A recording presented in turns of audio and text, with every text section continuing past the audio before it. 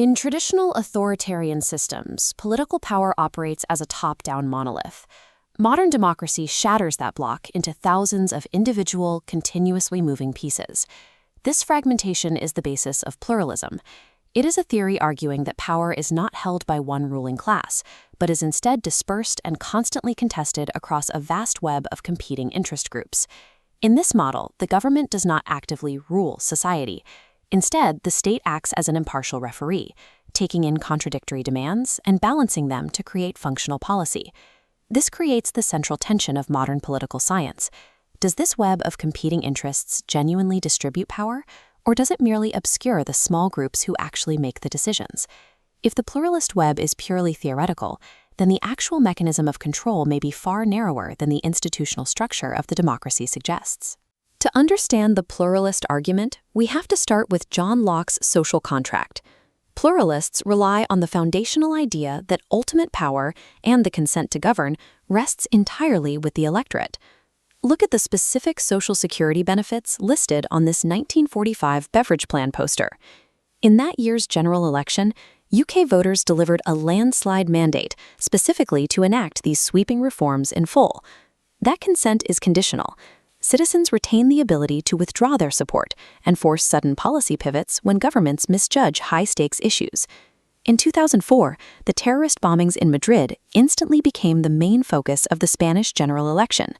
The electorate used the democratic process to punish the incumbent government for its stance on the Iraq War, handing victory to the opposition and forcing an immediate shift in national policy. Elections allow voters to send clear, historic directives, but daily governance is a different mechanism. Between elections, the state must process millions of granular, contradictory demands from groups that operate outside the voting booth. Political scientist Robert Dahl studied how these daily demands are processed. He argued that modern democracies are best understood as polyarchies, systems defined by open competition among many distinct factions. Fellow theorist David Truman expanded on this, noting that interest groups emerge naturally in any free society. Therefore, political conflict is a sign of a healthy, functioning system. In classical pluralism, the state acts as a mediator. It takes in raw pressure from competing vectors and synthesizes them into compromise-based policy. Consider the decision by the British government to construct the high-speed HS2 rail line. The government had to weigh the demands of national economic interests and transport lobbies against the objections of local residents whose lives were directly impacted by the project. A second example is the 2016 Northern Ireland Employment Bill, drafted by Stephen Ferry. A specific section dealing with zero-hours contracts was discarded entirely from the final bill after the government consulted with local businesses. Dahl hypothesized that within this framework, no single group dominates every outcome. Different groups win on different issues, which creates overall long-term stability. Classical pluralism views the political process as a marketplace of ideas, where continuous negotiation and compromise are the primary products. But this classical model relies on the assumption that the marketplace of ideas operates on a level playing field. The Marxist critique argues that governments operating within a capitalist system will naturally prioritize and protect the business interests that sustain the economy. Theoretical equality disappears when you factor in the discrepancies in funding, media access, and technical expertise between competing groups. C. Wright Mills introduced the elitist critique to explain this disparity. He argued that real power is hoarded by closed political, military, and economic loops, rather than being distributed broadly. The demographic reality of modern British cabinets supports this, citing the Oxbridge pipeline as evidence of a homogeneous, entrenched elite. Systemic democratic designs can also concentrate power. First-past-the-post systems, for example, often create exaggerated majorities that allow a government to ignore minority voices. When political apathy is high and voter turnout is low, the state's legitimacy to act as an honest broker begins to erode.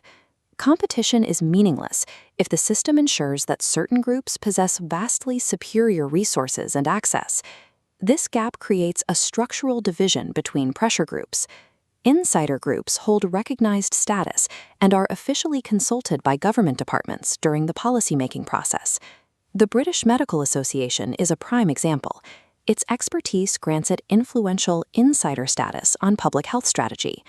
Contrast this with outsider groups.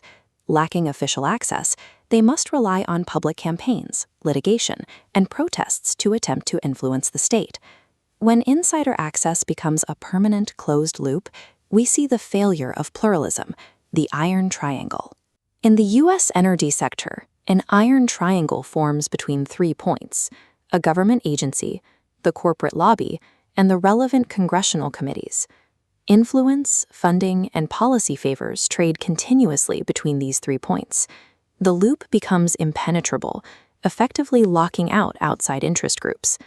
In this scenario, the executive agency tasked with oversight is effectively captured by the interests it was designed to regulate. Iron triangles bypass the democratic marketplace, turning critical policy areas into private fiefdoms.